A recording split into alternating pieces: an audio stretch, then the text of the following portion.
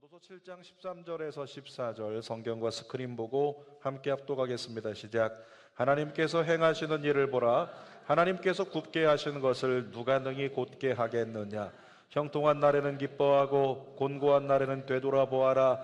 이 두 가지를 하나님이 병행하게 하사 사람이 그의 장래일을 능히 헤아려 알지 못하게 하셨느니라. 아멘.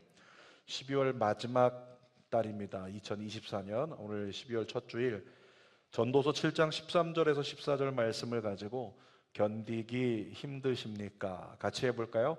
견디기 힘드십니까? 여러분 자신의 영혼을 향해서 한번 읽어볼까요? 견디기 힘드십니까? 이런 제목으로 말씀 나눕니다. 솔로몬이 전도서에서 우리의 삶의 특징을요, 세 가지로 얘기합니다. 첫 번째, 남이 살아줄 수 없다. 내 인생은 내가 살아내야 한다. 두 번째 특징은 뭐냐면 결코 좋은 일만 있을 수 없다. 견디기 힘든 일도 반드시 찾아온다. 이것이 전도서의 메시지입니다. 세 번째 메시지가 있다면 견디기 힘들어도 잘 버티면 다시 일어설 기회는 반드시 찾아온다. 이 메시지를 솔로몬이 우리에게 주고 있습니다. 여러분 지난 한 주간을 보내면서 제가 몇몇 분들에게 질문을 했어요. 요즘 어떠십니까? 요즘 어떠십니까? 자꾸 이 질문을 하게 돼요. 왜냐하면 다들 너무 힘들어하니까 전화만 하면 집사님 어떠세요? 권사님 어떠십니까? 목사님 어떠십니까? 자꾸 이렇게 묻게 된다는 거예요. 그랬더니 두 분 중에 한 분은요 그렇게 얘기하더라고요. 많이 힘듭니다. 또 그것을 다른 말로 하면 견디기 힘듭니다. 이렇게 대답하시는 분들이 계시더라고요. 견디기 힘들다 이런 분들이 너무 많은 거예요. 근데 오늘 이 자리에 여러분들 가운데 나는 견디기 힘든 정도는 아니에요. 좀 힘들긴 하지만 견디기 힘든 정도는 아닌데 그런 분 계시죠? 그런 분 계시면 손 들어보세요. 난 견디기 힘든 정도는 아니다. 그 정도는 아니야. 다 막 죽을 것 같아요? 대부분은 견디기 힘든 정도는 아니거든요. 여러분 그렇다면 많이 감사하시기 바랍니다.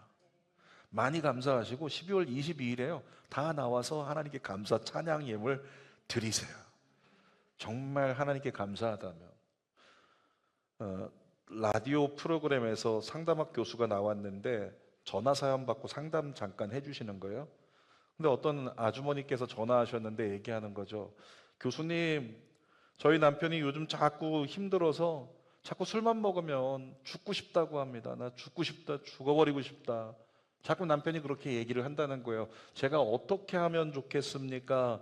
상담을 하시는데 교수님이 그런 얘기 하시더라고요. 다른 말씀하지 마시고요. 이렇게만 말씀하세요. 당신 없으면 못 산다. 뭐라고요? 당신 없으면 못 산다. 이렇게만 이야기해 주라고 하는 거죠. 돈 없으면 살 수 있는데 당신 없으면 진짜 못 산다.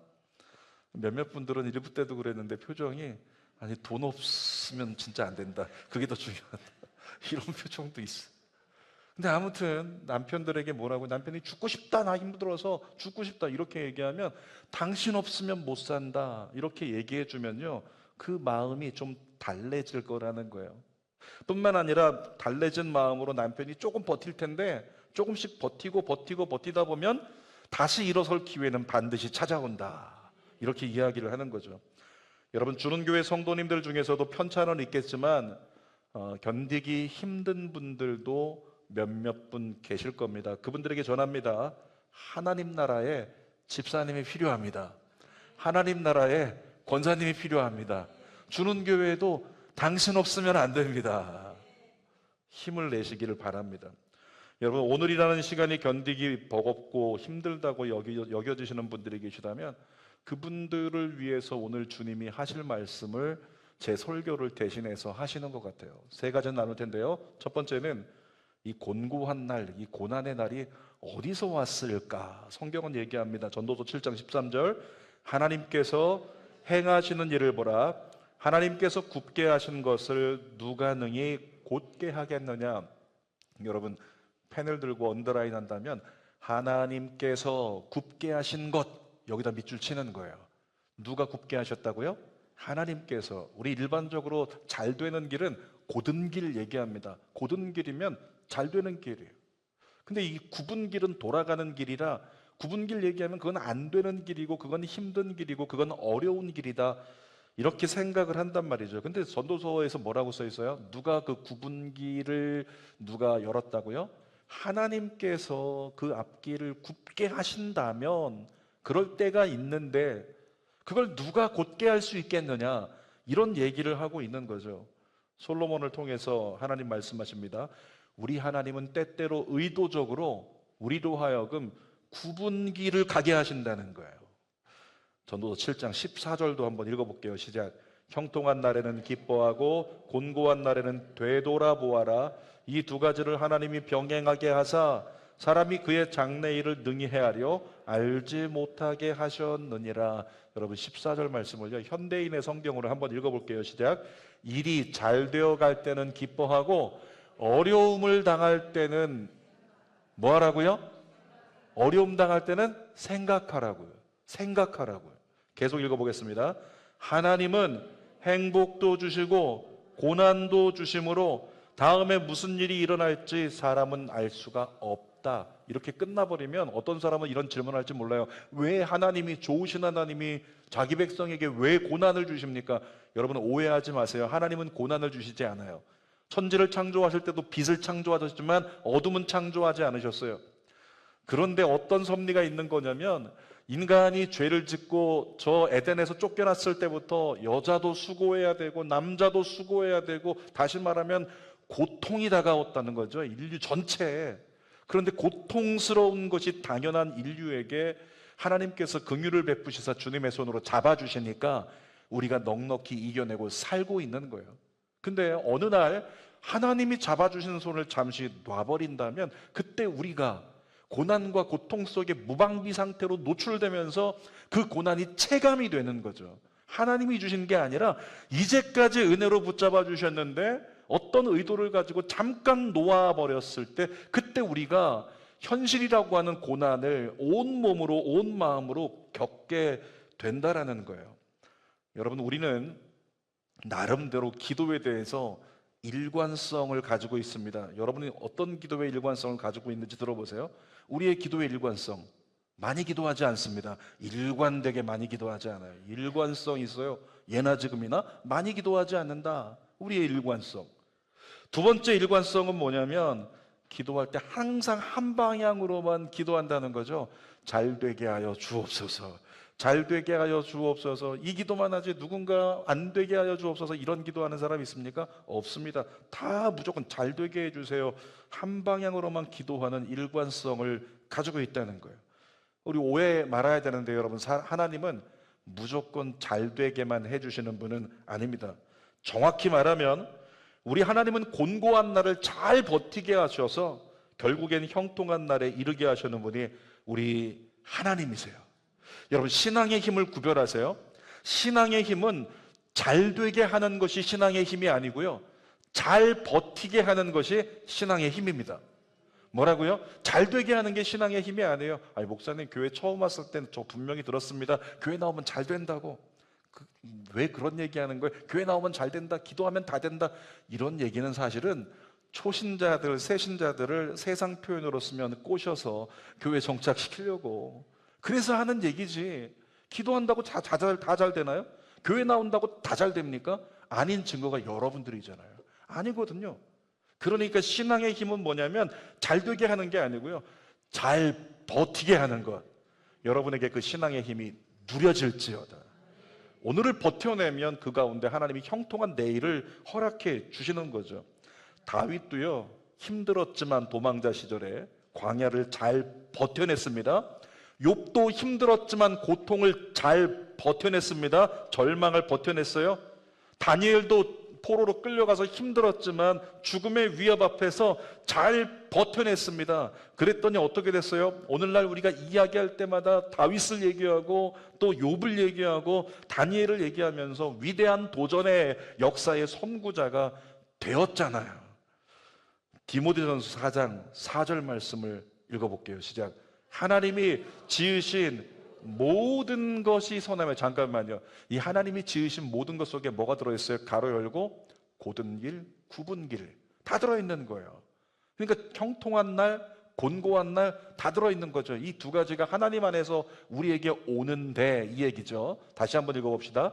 하나님께서 지으신 모든 것이 선함에 감사함으로 받으면 버릴 것이 없나니. 그러니까 오늘 비록 견디기 힘든 곤고한 날일지라도 이 곤고한 날도 하나님 안에서 내게 주어졌고 하나님 안에서는 선한 의도로 우리에게 허락되었다. 이 사실을 우리가 인지해야 된다라고 하는 거죠. 그래서 뭐하라? 하나님께서 지으신 모든 것이 선하니까 그것도 감사함으로 네가 받는다면 버릴 것이 없다. 아멘. 여러분, 그래서 바울은 계속 외치는 겁니다. 범사에 감사하라. 선포할까요? 범사에 감사하라. 여러분의 삶을 바라보면서 범사에 감사하라, 범사에 감사하라, 범사에 감사하라, 이렇게 외치고 있는 거죠. 살아가다 보면은 도저히 견디기 힘든 오늘을 하나님이 허락하실 때가 있어요. 그때 하나님의 마음을 여러분 놓치지 마십시오. 우리 하나님께서 이렇게 말씀하십니다. 사랑하는 아들아, 사랑하는 딸아, 네가 감당할 수 있기 때문에 오늘의 곤고한 날을 너에게 허락했다는 것을 잊지 말아라. 넌 절대 끝나지 않는다. 넌 절대 무너지지 않는다. 내가 널 잡아주리라. 따라합시다. 하나님은 나를 잡아주십니다.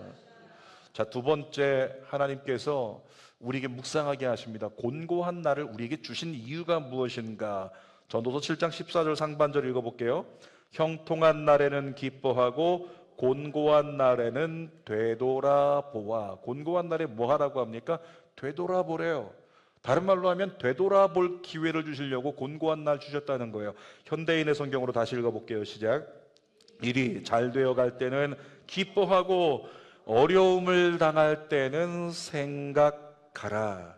그러니까 솔로몬이 무슨 얘기를 하는 거냐면 곤고한 날을 허락하신 이유가요, 가던 길을 멈추고 생각할 기회를 주시기 위해서 곤고한 날을 주셨다는 거예요. 무엇을 생각해야 될까요?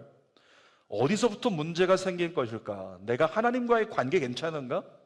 잠깐 멈춰서서 되돌아서서 생각해야 된다는 거예요. 하나님과 나 사이에 괜찮은가? 여러분, 예수 믿는 사람은 하나님과의 관계가 온전하면 모든 게 다 퍼펙트하게 잘 됩니다. 하나님과의 관계가 어그러지고 문제가 생기면 그때 우리의 삶에 문제가 생기는 거예요. 그러니까 곤고한 날에는 멈춰서서 되돌아서서 생각하라는 거죠. 어디서부터 내가 하나님과의 관계에 문제가 생겼는가 생각하라는 거죠. 특별히 내게 다가온 고난이 내가 하나님의 뜻을 벗어났기 때문인지 아니면 악한 영의 영적 전쟁인지 깊이 생각해야죠. 근데 우리가 부르는 찬양 중에서 곤고한 날이 닥쳤을 때를 제대로 표현한 찬양이 있는데요, 그 가사를 한번 읽어볼게요. 시작. 날이 저물어 갈 때, 빈들에서 걸을 때, 그때가 하나님의 때, 내 힘으로 안 될 때, 빈손으로 걸을 때 내가 고백해 여호와 이래. 여러분, 이 노래를 만약에 시편 기자가 얘기하면서 자기 곤고한 인생을 걸어가면서 불렀다면요, 이런 거예요. 날이 저물어 갈 때 여호와 이래, 여호와 이래, 여호와 이래. 빈들에서 걸을 때 여호와 이래, 여호와 이래, 여호와 이래. 내 힘으로 안 될 때 여호와 이래, 여호와 이래. 왜 안 해요? 여호와 이래. 빈손으로 걸을 때 여호와 이래, 여호와 이래, 여호와 이래. 견디기 힘들 때 여호와 이래, 여호와 이래, 여호와 이래. 그 사람 때문에, 그것 때문에 열받아 죽을 때 여호와 이래, 여호와 이래, 여호와 이래. 아멘. 그러니까 우리 삶에서 계속적으로 입에서 계속적으로 나와야 되는 고백이 있다면 그것은 여호와 이래, 여호와 이래, 여호와 이래, 여호와 이래, 여호와 이래. 아멘. 그 고백이 우리 입술에서 나와야 된다는 거죠. 견디기 힘든 날 기억해야 될 이름은 여호와 이래. 여러분, 이스라엘 백성 앞에 하나님께서 광야길을 예비하셨어요. 예비하시고 허락하셨어요. 근데 그 하나님께서 광야를 지나서 그 다음에는 가나안을 예비하시고 허락하셨어요. 때로 죄에 대해서 심판하고 징계를 예비하시고 허락하시지만 그 뒤에 하나님은 구원과 회복도 예비하시고 허락하십니다. 그 하나님의 놀라운 섭리를 생각하고 그 하나님을 붙들어야 된다는 거죠. 제가 최근에 읽었던 책 중에서요, 작곡가의 집이라고 하는 책이 있는데 그 책을 읽다 보니까 그 유명한 세계적인 작곡가들에 대한 스토리를 기록한 책이에요. 근데 거기에 이탈리아 작곡가 중에서 대표적인 오페라를 작곡했던 베르디라고 하는 작곡가를 소개하고 있었단 말이죠.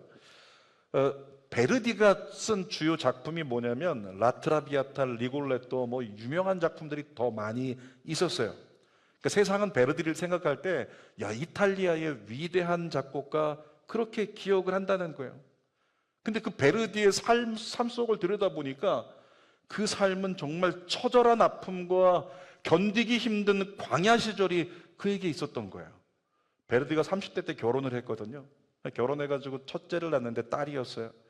이 딸을 이쁘게 키우고 있는데 둘째 아들을 낳네요. 근데 둘째 아들이 한 달쯤 지났을 때 첫째 딸이 질병으로 사망해 버렸어요.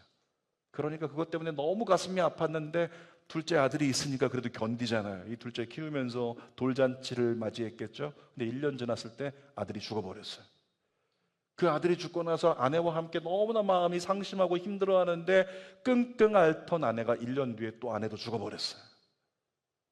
그리고 나서 베르디는 정말 좌절하고 또 좌절하는데 들려온 소식이 보니까 어렵게 위촉받았던 오페라마저 흥행에 실패하면서 결국에는 경제적으로도 무너져서 헤어나올 수 없는 절망의 늪에 빠져버렸다는 거죠. 그래서 베르디가 그 당시에요 선언했어요. 난 다시는 작곡하지 않겠다.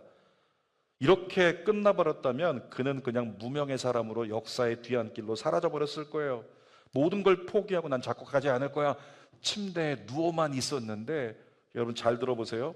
카메라가 클로즈업 되듯이 그의 침대 옆에 있는 탁자를 보니까 거기에 책이 2권 있었거든요. 그 2권 중에 한 권은 성경이었어요. 힘들어서 침대에 쓰러져 누워있지만 성경은 붙잡고 있었다는 거죠. 또 한 권의 책을 보니까 그 책은 나부코라고 하는 오페라 대본인데 그 책에서 그 나부코라는 오페라에서 나온 유명한 합창 노래가 히브리 노예들의 합창이었던 거예요. 근데 히브리 노예들의 이야기를 그리는 그 대본을 쓰다 말았거든요. 근데 여러분 생각해 보세요. 히브리 노예들 얼마나 처절한 슬픔과 아픔이 있습니까? 일반 사람이 그걸 상상하고 쓸 수 있겠어요? 근데 베르디가 어떻게 됐다고요? 다 무너져 버렸어요. 완전히 절망의 늪에 빠져버렸어요. 모든 게 무너져 버렸어요. 그랬더니 그제서 곡을 쓰는데 히브리 노예들의 심정을 울릴 수 있는, 정말 마음을 대변할 수 있는 그런 곡들이 나온 거예요. 그렇게 시간이 지나서 그 완성된 라부타라고 하는 나부코라고 하는 오페라를 무대에 올리게 되었는데 그때부터 일약 스타 작곡가가 되면서 국민적인 영웅이 됩니다. 그리고 히브리 노예들, 진짜 노예상들이 그 노래를 부르면서 희망을 가지게 되고 내일을 꿈꾸는 그런 삶을 살게 되는 베르디는 그런 영웅 같은 정말 인물이 되었다라고 하는 거죠. 나중에 보니까 부자가 되었고 또 아내를 만나서 아름다운 가정을 다시 이루게 되고 그 다음 삶을 살아가면서 많은 오페라들을 남긴 거예요. 그 후에 남긴 오페라들이 유명하게 베르디가 작곡한 오페라들이 되었다라고 하는 거죠. 여러분 무엇을 얘기하는 거냐면 비록 견디기 힘든 날을 보냈지만 그 힘든 날의 과정 속에서 모든 사람들의 아픔을 대변할 수 있는 노래가 나왔다는 거죠. 특별히 눈에 띈 건 뭐냐면 그 모든 것을 포기한 상황에도 탁자에 뭐가 있었다? 성경이 있었다. 성경은 포기하지 않고 늘 곁에 두었다는 거예요. 여러분들에게 권면합니다. 견디기 힘드십니까? 여러분 성경을 늘 곁에 두시기를 축복합니다. 견디기 힘든데 성경과 나의 거리를 한번 재보세요. 나에게서는 성경이라고 하는 게 얼만큼 거리에 있는가? 이랬더니 누군가 얘기하죠. 제 스마트폰에 성경이 있는데요. 확 그런 거 말고 과연 나는 얼만큼 말씀을 가까이 하고 있는가? 여러분 말씀만이 여러분을 깨울 수 있습니다.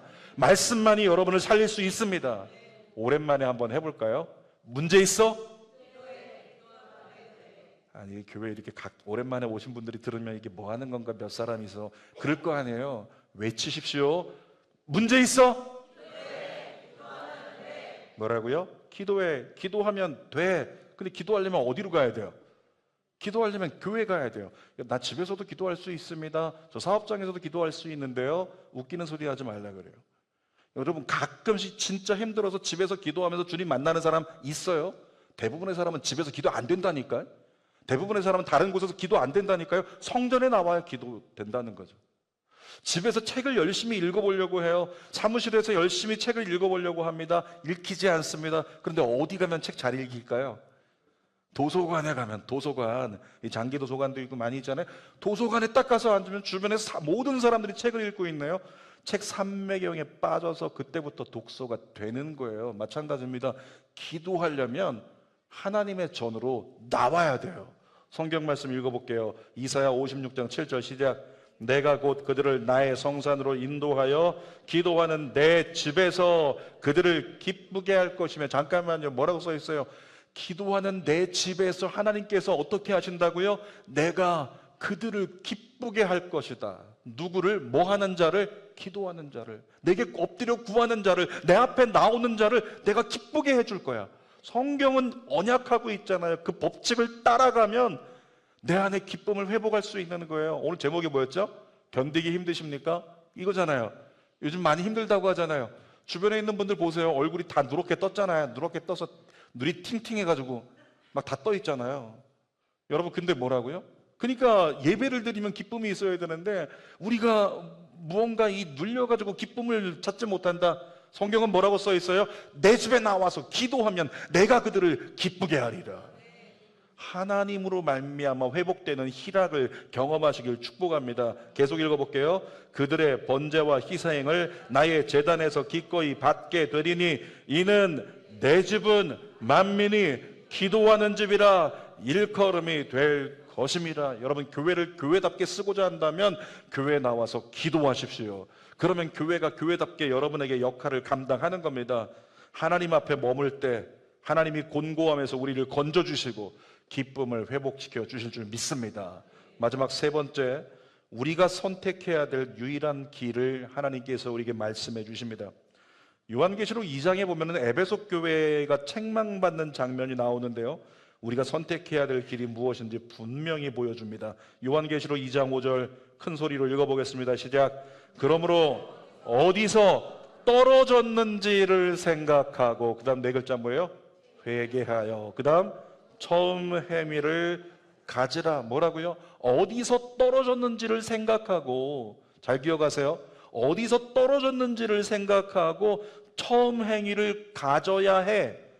그것을 회개라고 하잖아요. 계속 읽어볼게요. 만일 그리하지 아니하고 회개하지 아니하면 내가 가서 내 촛대를 그 자리에서 옮기리라. 여러분 이 촛대가 의미하는 게 뭔지 아십니까? 은총을 얘기하는 거예요. 너에게 특별히 부여된 은총, 우리가 죄인이었는데 구원받은 것, 하나님의 자녀가 된 은총, 그것을 우리에게 은총으로 주셔서 은혜를 누리고 안전을 누리고 살아가는데, 우리가 하나님으로부터 떨어져 있음에도 불구하고 회개하지 아니하면 그 은총을 우리의 삶에서 뽑아낸다는 거예요. 은총의 자리에서 우리를 바깥으로 하나님께서 의도적으로 구분기를 가도록 내미시겠다라고 하는 말씀을 성경에서 하고 있는 거죠. 여러분이 견디기 힘들 만큼 곤고해진 이유가 뭡니까? 외부 환경이 이을 수 있어요. 그것 때문에 그랬어. 그 일 하다 그랬어. 그 사람 때문에 내가 이렇게 힘든 거야. 여러분 기억하십시오. 외부 환경이나 다른 사람에게서 내가 곤고해진 이유를 찾으려고 하지 말라고요. 누구 때문에 내가 이렇게 되었다고 말하지 말고 내가 곤고해진 이유, 그 요인을 어디서 찾아야 될까요? 내 속에서. 따라합시다. 내 안에서. 다시 한번, 내 안에 이유가 있다. 아멘입니까? 내 안에 이유가 있다고 성경은 얘기하고 있는 거예요. 여러분 우리가 누군가를 손가락질합니다. 저 인간 때문이야. 그 손가락질할 때요, 한 손가락은 검지는 그를 향하지만 나머지 네 손가락은 누구를 향하고 있어요? 자기 자신을 향하고 있는 거예요. 우리는 깨달아야 됩니다. 누군가가 얘기했는데 재밌더라고요. 하나님 앞에서 누가 문제입니까? 나가 문제예요. 저를 한번 따라할까요? 손가락 하나 들고, 하나님 앞에서 누가 문제라고요? 나라가. 왜 안 해요? 자, 다시 한번. 하나님 앞에서 누가 문제라고요? 나가 문제라고요. 요나가 뭐 했는데요? 성경의 인물 요나가 뭐 했어요? 불순종의 아이콘이었잖아요. 불순종. 하나님 앞에 순종하지 않았던 요 나가 문제라고 하는 거죠. 따라합시다. 내가 문제다. 여러분, 내가 문제라면 할 수 있는 최선은 하나뿐입니다. 회개하고 돌이켜야 합니다. 여러분 스스로의 영혼을 향해 선포하세요. 따라합니다. 회개하고 돌이키리라. 다시 한번 회개하고 돌이키리라. 부부가 살아가면서 어느 정도 시간이 지나고 나면 서먹해지고 서로를 이성으로 대하지 않습니다. 서로 이성으로 대하지 않아. 이제는 뭐 의리로 사는 거지. 부부끼리 그러는 거 아니야. 가족끼리 그러는 거 아니야. 이러고 살아간단 말이에요. 근데 왜 그렇게 사느냐 물어보면 대부분의 이유를 배우자에게 둡니다. 내 남편이 변해서 그렇다. 내 아내가 예전 같지 않다. 이렇게 얘기를 하지만 진짜 이유는 어디에 있다? 나에게 있다는 거예요. 나 자신에게 진짜 이유가 있다는 거죠. 어떤 이유가 있을까요? 내가 더 이상 예전과 같이 그를 위해서 노력하지 않는다. 내가 더 이상 예전과 같이 그를 소중히 여기지 않는다. 그것이 문제라고 하는 사실이죠. 근데 모든 관계가 다 똑같아요. 빌립보서 2장 3절 읽어볼게요. 아무 일에든지 다툼이나 허영으로 하지 말고 오직 겸손한 마음으로 각각 자기보다 남을 낮게 여기라. 뭐라고요? 자기보다 남을 괜찮은 사람으로 그렇게 여기라는 거예요. 다른 말로 하면 항상 이유를 자기 자신에게서 찾으라는 말씀이죠. 여러분 성경은 얘기합니다. 내가 변해야 된다고 얘기하고 있는 거예요. 내가 변해야 합니다. 아멘입니까? 내가 변해야 합니다. 아멘입니까? 내가 변해야 합니다. 내가 변해야 배우자가 변해요. 내가 변해야 아이들이 변합니다. 내가 변해야 성도가 변하고 교회가 변하고 내가 변해야 나라가 변하는 거예요. 그러므로 곤고한 날을 오늘 걸어가는 이가 있다면, 그래서 견디기 힘든 자가 있다면 뭐라고요? 가던 길을 멈추고 그리고 하나님 앞에서 돌아서서 생각하라는 거죠. 무엇에서 내가 하나님으로부터 멀어졌는가? 무엇에서 하나님과 떨어졌는가?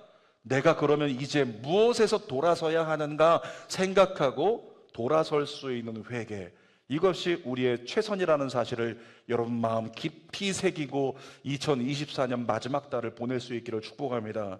설교 결론입니다. 오늘 제목이 뭐였어요? 견디기 힘드십니까?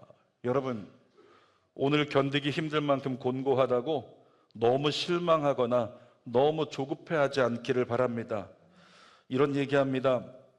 의사 제자에게 이야기를 하다 보니까 감기나 독감에 대해서 얘기를 나눈 적이 있었거든요.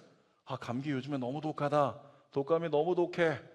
그래서 주사를 맞고 뭐 약을 먹고 막 한다 얘기했더니 그 제자가 하는 얘기가 있더라고요. 주사 맞는 거는요, 약 먹는 거는요, 옵션입니다. 뭐라고요? 옵션이래요. 감기와 독감은 어떻게 낫는지 아세요? 시간이 지나야 낫는데요. 그냥 약 먹고 그러면서 시간이 충분히 지나고 나면, 이 밑에도 이비인후과 보니까 뭐 한번 3일치 져주고 한 3일치 더 먹으면 괜찮을 거라고. 그게 트릭이라는 거예요. 옵션은 될 수 있지만 그 정도 기간이 지나면 자발적으로 면역에 의해서 회복이 된다는 거죠. 감기와 독감은 시간이 지나야 낫는 것처럼요, 전도서를 인용해서 얘기한다면 내게 다가온 곤고한 날, 내게 다가온 견디기 힘든 날도요, 하나님의 때가 되어 시간이 지나야 해결될 수 있다는 거예요. 그 시간 동안 우리가 하는 건 뭐라고요? 우리가 하는 것은 제자리에 멈춰서서 돌아서서 생각하라는 거죠. 어디서부터 내가 하나님으로부터 떨어졌나? 어디서부터 하나님과 문제가 생겼나? 그리고 내가 무엇에서 돌아서야 하는가 깨닫고 회개한다면 우리에게 형통의 날이 다시 시작되는 은혜의 내일이 열릴 줄 믿습니다. 마지막 말씀 읽어볼게요. 에스겔 34장 29절 시작. 내가 그들을 위하여 파종할 좋은 땅을 일으키리니 그들이 다시는 그 땅에서 기근으로 멸망하지 아니할지며 다시는 여러 나라의 수치를 받지 아니할지라. 한마디로 하면 이것입니다. 내가 너를 회복시키리라. 내가 너를 온전케 하리라. 내가 너를 다시 일으키리라. 여러분, 우리 하나님은 여러분을 위해서 가장 좋은 것을 예비하시는 누구시라고요? 누구시라고요? 여호와 이래. 누구시라고요? 여호와 이래. 10번 할까요? 여호와 이래. 여호와 이래. 여호와 이래. 여호와 이래. 여호와 이래. 여호와 이래. 여호와 이래. 여호와 이래. 여호와 이래. 여호와 이래. 여호와 이래. 하나님, 내 삶의 발자취마다 곤고한 날을 걸어갈 때 여호와 이레를 외치면서 하나님은 예비하실 거예요. 하나님은 예비하실 거예요. 그래서 자꾸 하나님 곁에 머물러 있으려고 여러분이 애쓴다면 12월을 그렇게 여호와 이레를 선포하며 주님께로 돌이키기 위해 노력한다면 전 믿습니다. 2025년도 형통의 날이 여러분의 날이 될 줄 믿습니다. 기도하겠습니다. 살아계신 아버지 하나님, 주님을 바라봅니다. 주님을 의지합니다. 주님과 믿음으로 동행합니다. 하나님, 곤고한 때를 만나서 견디기 힘든 성도들 많습니다. 하나님, 질병 때문에 견디기 힘든 곤고한 날, 재정 때문에 정말 견디기 힘든 곤고한 날, 진로 때문에 견디기 힘든 곤고한 날, 살아계신 아버지 하나님, 그 모든 상황 중에서 주님을 바라볼 수 있고 주님 앞으로 돌아설 수 있는 여호와 이레 하나님을 선포하고 찬양할 수 있는 우리 모두가 되게 하여 주시옵소서. 예수님의 이름으로 기도드립니다. 아멘. 우리 두 손을 가슴에 대고요, 우리 말씀 생각하면서 함께 찬양 부르고 기도하도록 하겠습니다. 나의 소망 되신 주, 주를 바라봅니다.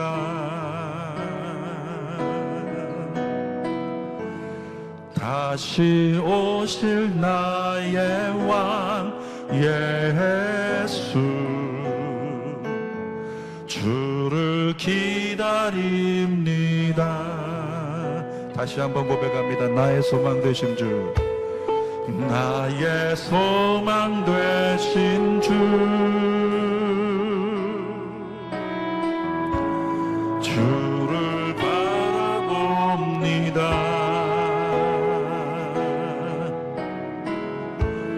다시 오실 나의 왕 예수, 주를 기다립니다. 밤이나 낮이나 어제나 오늘도 영원히 주만 찬양해.